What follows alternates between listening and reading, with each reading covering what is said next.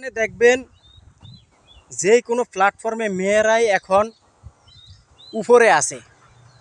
ওদের ভিডিওগুলো reach engagement বেশি। কেন জানেন? ওরা বিভিন্ন ধরনের ভিডিও বানাইতে পারে।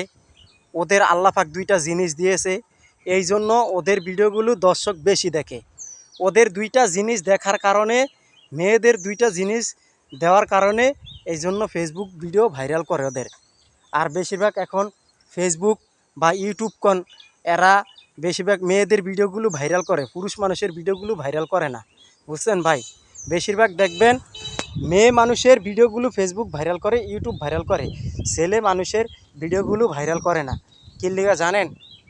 আল্লাহ পাক মেয়ে মানুষের দুইটা জিনিস দিছে, এই জন্য এগুলার লিগা সবাই পাগল।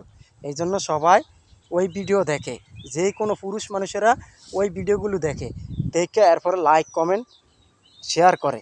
এই জন্য তাদের ভিডিওগুলো ভাইরাল হয় বেশি।